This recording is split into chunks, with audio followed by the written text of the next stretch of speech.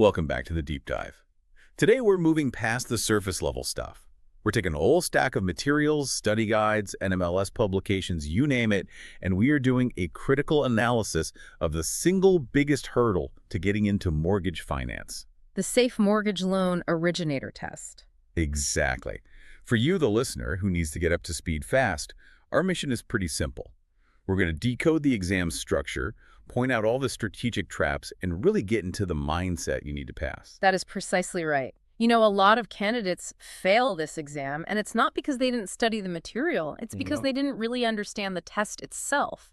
We're approaching this like engineers. You need the blueprint before you can even think about laying the foundation. I like that analogy. All the sources we looked at stress this. Intelligent prep means knowing the weighting, the timing, the specific traps the exam uses. That knowledge is your best friend when it comes to time management. Okay, so before we really dissect the mechanics, let's just set the stage. Why does this exam even exist? It feels like a pretty intense gatekeeper. It is an intense gatekeeper, and, well, that's intentional. The requirement comes directly from the Secure and Fair Enforcement for Mortgage Licensing Act, the SAFE Act. Right, from after the financial crisis. Exactly. You have to remember the context.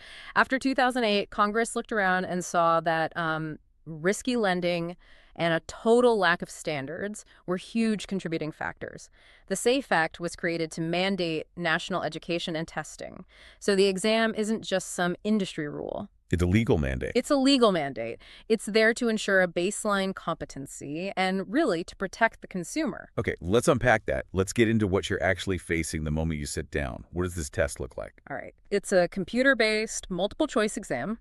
Structurally, you're looking at 120 questions. 120, okay. But, and this is an absolutely critical detail that so many people miss, not all of those questions actually count toward your score. What do you mean? Only 115 are scored. The other 5 are what they call pilot questions.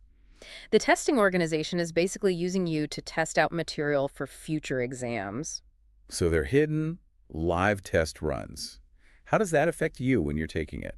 It's a huge psychological trap if you let it be one. Our sources are really clear on this. You cannot waste a single second trying to guess which 5 questions don't count. You just have to answer everything. You have to treat all 120 questions as if they're the one that decides whether you pass or fail. As for time, you get 190 minutes, just over 3 hours. 190 minutes for 120 questions. On the surface, that sounds okay, but I know the content is dense. What's the passing score? The required score is 75%. But here's the catch. There's always a catch. Always. The exam is dynamically weighted, meaning not every correct answer is worth the same number of points. Because of that, all the experts agree aiming for just 75% is really risky. You should be targeting an 80% accuracy rate in your practice test to give yourself a solid buffer. And that brings us right back to the time. If you're trying to hit 80% on these dense, legal, scenario-based questions, how do you manage 190 minutes? With discipline. Absolute discipline. If you let yourself take 2 minutes per question, you're guaranteeing you'll run out of time. So what's the benchmark? You should be aiming for a little less than 1 minute per question, maybe 45, 50 seconds. That creates a cushion, a time buffer of about 40 or 50 minutes at the end to review questions you flagged. You have to read carefully, but execute fast. Okay, now this is where it gets really interesting for me. The content. The whole point of the test is to see if you can apply the rules, right? So what are the main content buckets and how are they weighted? It's definitely slanted heavily toward regulation.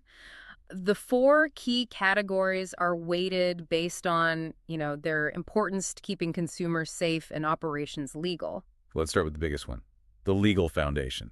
That's the behemoth. Federal mortgage-related laws. This section just dominates the exam because if you don't know the law, you can't be compliant. This is where you get that alphabet soup of regulations. TILA, RESPI, Oh, TOA. all of them. HMDA, the SAFE Act itself, fair housing, GLBA, advertising rules, and it's all about application. They'll give you these complex scenarios and you have to figure out which rule applies. Can you give me an example? Maybe highlight the difference between 2 that often trip people up, like TILA and RESPI. Absolutely. So TILA, the Truth in Lending Act, is all about the disclosure of costs and the timing of those disclosures.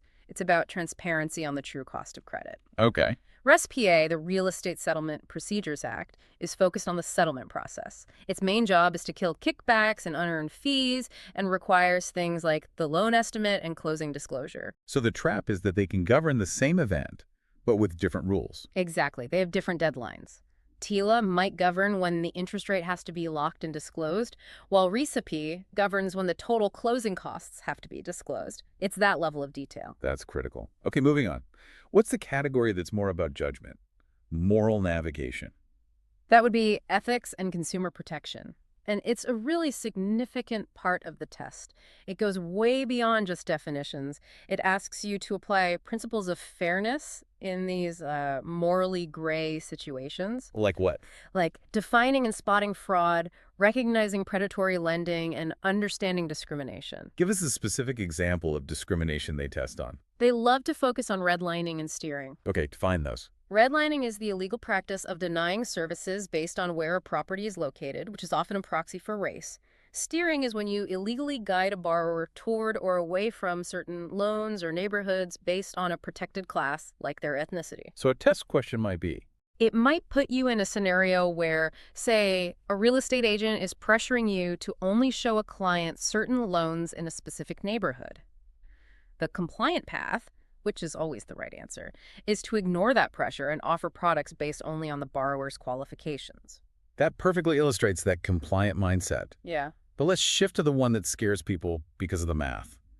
Non-traditional mortgage products. Yeah, this section is tough. It's tough because these products are just inherently riskier than your standard 30-year fixed.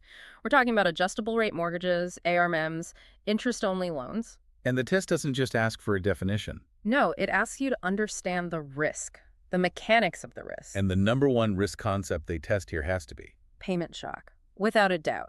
That's when the low introductory payment period ends and the payment just explodes, sometimes doubling overnight, making the loan completely unaffordable. and negative amortization, too. Yes, negative amortization. Where your payment is so low, it doesn't even cover the interest, so your loan balance actually goes up every month. The whole point is testing your understanding of suitability. Can the borrower actually handle these risks? Okay, and the last piece of the puzzle, the foundational stuff that ties it all together, That's general mortgage knowledge. This is the nuts and bolts of the whole process. the loan life cycle. Exactly. From application to closing, it covers underwriting, credit analysis, appraisals, servicing, and crucially, this is where you have to master the key financial ratios, DTI and LTV. Debt to income and loan to value. Why are those two so fundamental that they get so much focus? Because they measure two totally different but core types of risk. DTI looks at the borrower's ability to pay, their debts versus their income. LTV looks at the risk for the lender. It's about how much skin the borrower has in the game, how much equity is in the property. So a high DTI means the borrower might be stretched too thin. And a high LTV means the lender has less protection if the borrower defaults. The exam will absolutely require you to calculate and apply these numbers to see if a loan is suitable. What about the math itself? You said it's more about application. Right. You're not doing calculus here. It's about calculating simple interest, understanding how discount points work, like what does it cost to buy 2 points on a $300,000 loan in proration. The goal is to see if you understand what the numbers mean for the consumer. Okay, so we've got the content broken down, but let's pivot to strategy, because this seems to be where people fail by just a few points.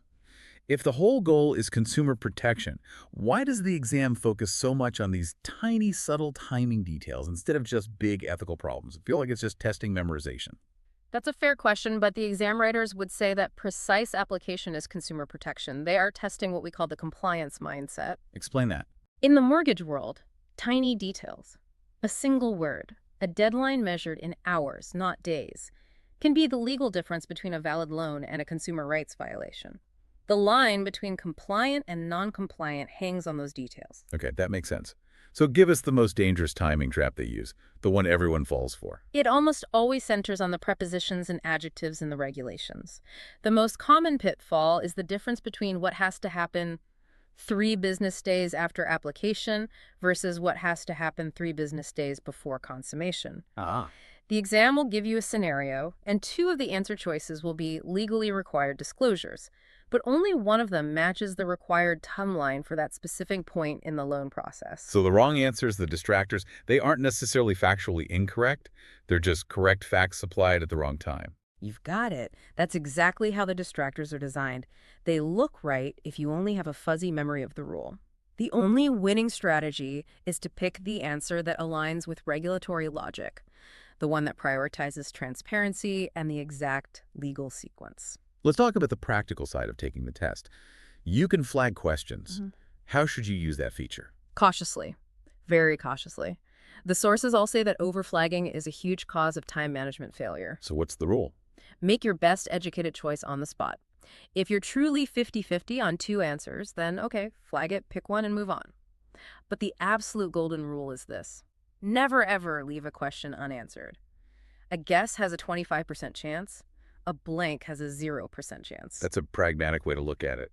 But there's also just the anxiety of the testing center itself. Yes, and that environment just adds to the pressure. It doesn't matter if you're at a testing center or doing it online with a proctor. The security is intense. ID checks, no personal items, no phones, no outside calculator. You're being watched for 3.5 hours. Constantly. Knowing that ahead of time is key to just staying composed. And finally, let's talk about the consequences of failing, because the retake policy really drives home why this blueprint is so important on your first try. The policy is, frankly, extremely punitive. It underscores that you cannot treat your first attempt as just a trial run. So what happens if you fail? If you fail the first time, you have to wait 30 days before you can try again. But if you fail 3 times, and that is depressingly common for people who underestimate the strategy involved, the penalty just skyrockets. You have to wait 180 days. 6 months. 6 full months before you're even allowed a 4th attempt. Wow. That's a massive career delay. Yeah. That penalty alone is a good reason to take this deep, structured approach from day one. It has to be. You have to understand that failure has this compounding professional cost. You need to go in expecting tough questions. You have to stay calm under that time pressure and just trust your preparation. You don't need a perfect score, but you need that strategically high one to avoid the penalties. So, to summarize the real value of this deep dive, you now have the blueprint. You know it's 115 scored questions in 190 minutes. You know you should aim for an 80% target. You know the exam is weighted toward applying complex legal sequencing like TULA versus RESPA and tough ethical calls like redlining. And you're ready for the timing traps. You're prepared strategically. Exactly. You've moved beyond just knowing facts to understanding the rules of engagement. And this leaves us with a provocative thought for you to consider. Given how punitive that retake policy is, like 180-day wait, how should you, even before you start studying page 1, fundamentally adjust your entire preparation schedule and intensity, knowing the psychological and professional cost of missing that 75% mark by just a few questions? This exam isn't just a test of knowledge. It's a test of strategic, high-stakes endurance.